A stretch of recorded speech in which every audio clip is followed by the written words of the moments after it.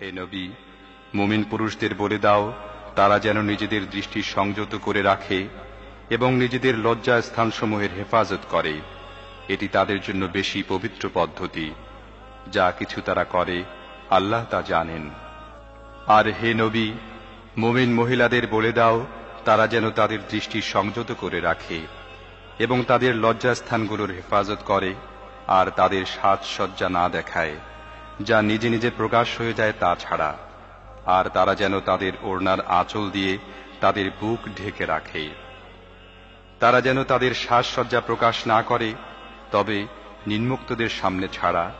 স্বামী, বাপ, স্বামীর বাপ, নিজের ছেলে, স্বামীর ছেলে, ভাই, ভাইয়ের ছেলে, বোনের ছেলে, নিজের মেলামেশার মেয়েদের, নিজের মালিকানাধীনদের, অধীনস্থ পুরুষদের যাদের অন্য কোনো রকম উদ্দেশ্য নেই, এবং এমন শিশুদের সামনে ছাড়া যারা মেয়েদের গোপন বিষয় সম্পর্কে এখনো অজ্ঞ।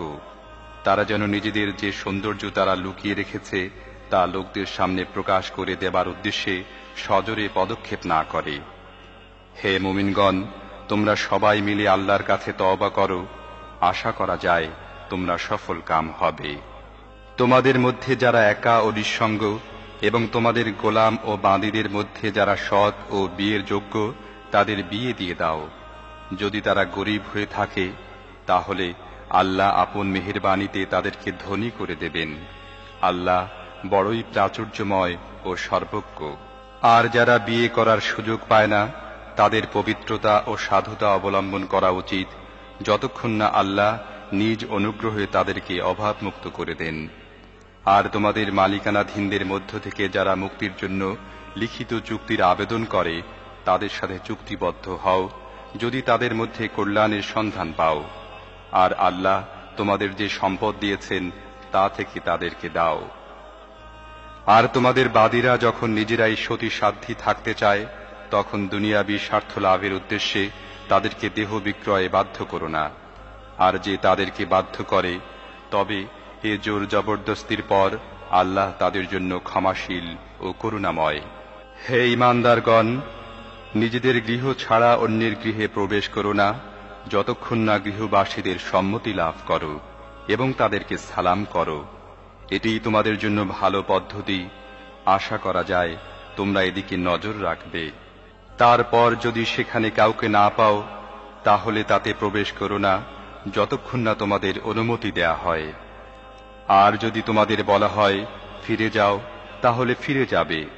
এটিই তোমাদের জন্য বেশি শালীন ও পরিচ্ছন্ন পদ্ধতি, এবং যা কিছু তোমরা করো আল্লাহ তা খুব ভালোভাবেই জানেন। তবে তোমাদের জন্য কোনো ক্ষতি নেই যদি তোমরা এমন গৃহে প্রবেশ করো যেখানে কেউ বাস করে না এবং তার মধ্যে তোমাদের কোনো কাজের জিনিস আছে। তোমরা যা কিছু প্রকাশ করো এবং যা কিছু গোপন করো আল্লাহ সবই জানেন। আমি দ্ব্যর্থহীন পথ নির্দেশক আয়াত তোমাদের কাছে পাঠিয়েছি। তোমাদের পূর্বে অতিক্রান্ত জাতিদের শিক্ষণীয় দৃষ্টান্ত তোমাদের সামনে উপস্থাপন করেছি এবং মুত্তাকিদের জন্য উপদেশও দিয়েছি। আল্লাহ আকাশমণ্ডলী ও পৃথিবীর আলো। বিশ্বজাহানে তাঁর আলোর উপমা যেন একটি তাকে একটি প্রদীপ রাখা আছে। প্রদীপটি আছে একটি চিমনির মধ্যে। চিমনিটি দেখতে এমন যেন মুক্তোর মতো ঝকমকে নক্ষত্র। আর এ প্রদীপটি জয়তুনের এমন একটি মুবারক গাছের তেল দিয়ে উজ্জ্বল করা হয় যা পূর্বেরও নয় পশ্চিমেরও নয়, যার তেল আপনা আপনি জ্বলে ওঠে, চাই আগুন তাকে স্পর্শ করুক বা না করুক। এভাবে আলোর উপরে আলো বৃদ্ধির সমস্ত উপকরণ একত্র হয়ে গেছে। আল্লাহ যাকে চান নিজের আলোর দিকে পথ নির্দেশ করেন। তিনি উপমার সাহায্যে লোকদের কথা বুঝান। তিনি প্রত্যেকটি জিনিস খুব ভালো করেই জানেন।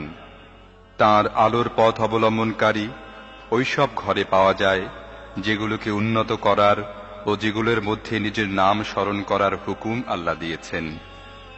সেগুলোতে এমন সব লোক সকাল সাঁঝে তাঁর পবিত্রতা ও মহিমা ঘোষণা করে যারা ব্যবসায় ও বেচাকেনার ব্যস্ততার মধ্যেও আল্লাহর স্মরণ এবং নামাজ কায়েম ও জাকাত আদায় করা থেকে গাফিল হয়ে যায় না।